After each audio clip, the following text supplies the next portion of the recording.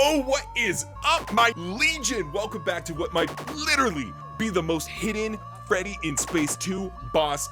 I can't believe it, I found this, guys. So let's get started. So once you've collected everything in the game, grab the golden pizza, we're gonna head back to the puppet stage. It's a bit of a journey, but you'll wanna get to this little area with a flower. Normally you'll get a bunch of money from it, but if your mash hits me with good old GF about 20 times. Oh my god, another player, thank you, please. I've been trapped here forever and I've been trying to get out for the last Boom, just a few shots from GF and he goes down real easy. I'm not sure what this cameo is from Scott, but I think it's some mid-level YouTuber that doesn't really matter.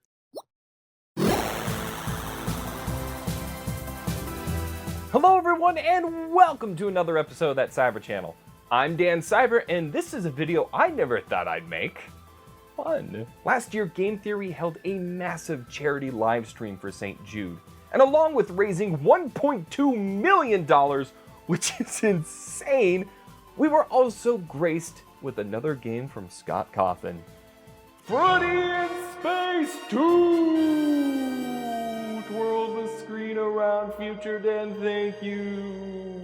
Originally, the game was a secret personal project, most likely FNAF Into Madness, but was pushed ahead to be ready for the charity livestream. And I'm gonna be real here.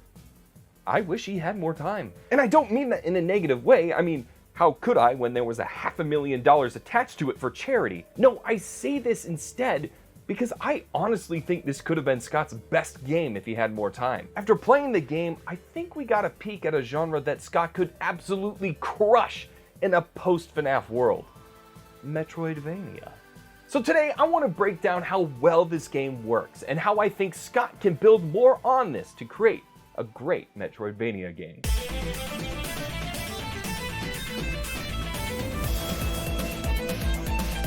Let's start this video off by doing a little review. Future Dan, scale us down! Hello everyone and welcome to another Cybert Channel Mini. I'm Mini Dan and this joke is gonna get old real quick. Future Dan, scale us back up. Too much! Sorry about that. Freddy in Space 2 is a sequel to a joke found in FNAF World about a FNAF 57. The original minigame was a side-scrolling shooter that was fun and a little goofy. Fast forward to the sequel and it has been fleshed out a lot more. Overall, I was pleasantly surprised. I actually had a good time playing the game, but let's talk about a few issues. Yes, I know it's weird to be criticizing a game for charity, but bear with me. Seeing the weaknesses of the game only points out how great the good parts of the game were. So just to be safe, let's just put this up here.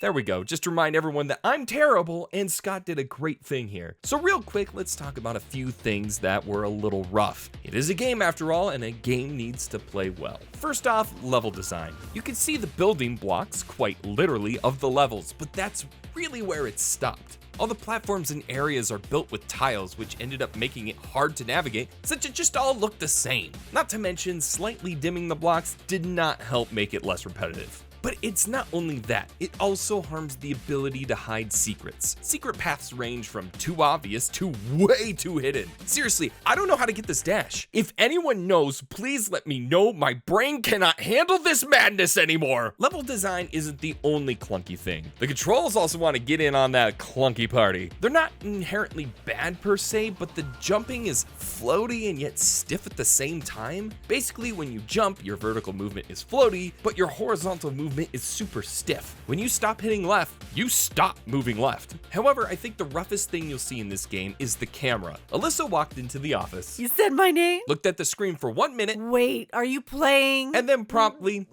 Not again. left because it made her sick. It's a bit all over the place, and when you fall from such great heights, it can't follow you fast enough. And that's really where my criticism ends. Sure, you can make an argument about the ammo limitations or the general graphics, but honestly though, I think it's totally fine because it's just so fun to play. I was dreading playing this game, and even now as I sit here writing, I kind of want to hop in there. I mean, just just for a little bit, I need to get Freddy to level 5. There's a lot I enjoy about this game, each character serving a different function, except for Bonnie, which I kept upgrading, hoping he'd get better, but he didn't. The leveling up system added very rewarding progression through the game. The special weapons were insanely useful for boss fights, and while the secret bosses were tough, they still felt fair.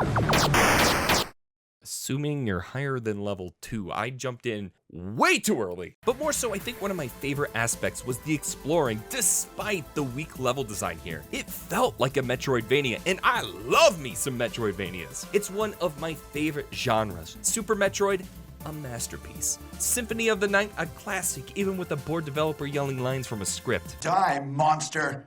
You don't belong in this world. And after playing this game, I think Scott could put his mark on this genre as well. Now, for you that know me mostly from my FNAF fan games are probably already supporting the idea. But for my other viewers who watch most of my other videos or live streams, might be a little skeptical, or think I've lost my damn mind, which is fair. I mean, it was only a matter of time before this franchise snapped me like a Slim Jim. So let's look at Freddy in Space 2 as the framework of a bigger game. Because at the end of the day, that's what Freddy in Space 2 ultimately is, a solid framework. So what makes a good Metroidvania? I think you'll find a lot of different opinions on that, but for me, there are 3 key components: movement, exploration, and progression. Let's see if Freddy in Space 2 checks any of those boxes off. Let's start with movement, since I think that might be one of the components that really can make or break a Metroidvania game. Metroidvanias inherently include a lot of backtracking, especially if you're planning on 100%ing it. If you're not able to navigate quickly through stages, the game quickly becomes a chore. The Messenger was one of my favorite games in 2018, and that was because of how great it felt to move through the world.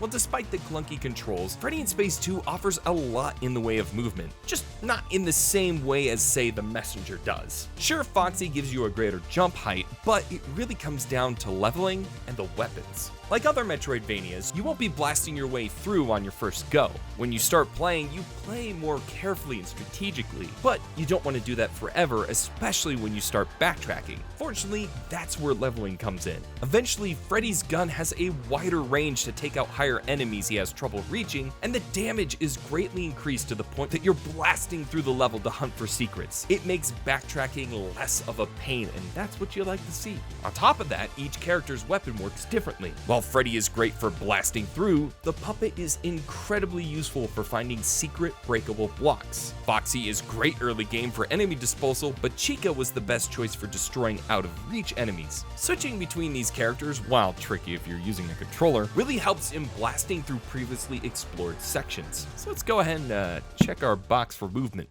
That transitions us nicely to exploring. Scott has always had this remarkable talent for hiding things in his games. We covered so much in my FNAF reboot episode, which you can click right there. And well, Freddy in Space 2 is no exception. Each level has tons of secret collectibles and at least one hidden fight against a king of FNAF. Which I mean is a great stress reliever when you're absolutely destroying MatPat after editing his voice for 8 hours straight.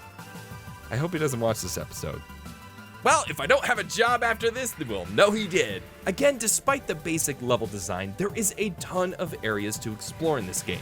A lot of them really hard to find. Some can be straightforward as see portal, jump into portal, but usually it's a lot of trial and error, and YouTube tutorials. Thanks Marisu for helping me out on that point. So, another check for Freddy in Space 2. So then, how about progression? Yeah, it's good there, more than you would think. Progression is such an important part of Metroidvanias. Areas you couldn't reach become accessible with power-ups, enemies that were difficult or tricky become much easier as you get different weapons, and boy, does Freddy in Space 2 have progression. We've already talked about the leveling up system, but there is so much more to that. Each level can make a major shift in the gameplay. The jump in damage for each level is substantial enough to make it feel like you're getting stronger, except for Golden Freddy, who only becomes a usable character at level 5, and Bonnie, who just seems pointless. The damage helps the bigger enemies feel less like roadblocks and more like item piñatas, which is just inherently a thing that happens with Metroidvanias. However, the part that I think makes leveling a key part of the progression and the game is the ability point system. Each level up raises your base health and damage, upgrades your weapon, and allows you to level up one of 4 attributes. This includes a bigger health boost, item drop boost, special weapon damage boost, and a critical rate boost. These boosts are key in tackling the secret bosses, and you can build around what you think will help the most. If you're an in-your-face player, get some health and up that critical. If you love using the special weapons, then boost your luck and damage. But I think the ultimate progression is taking out the secret bosses. I love me a game that actually rewards you with bonuses from completing insane challenges. In this case, each boss drops a partner that will greatly help in your adventure. It becomes the difference between a bad time and wiping the floor with a king of FNAF.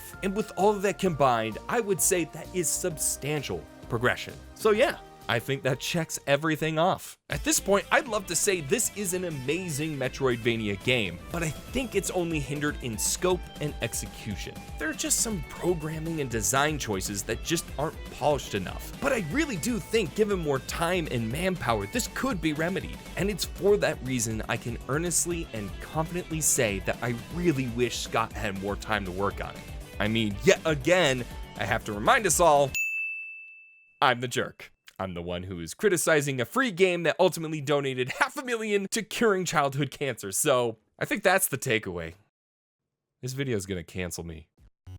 Thank you so much for watching the first video of the year. I was hoping this was gonna come out before the end of 2019. Guess what?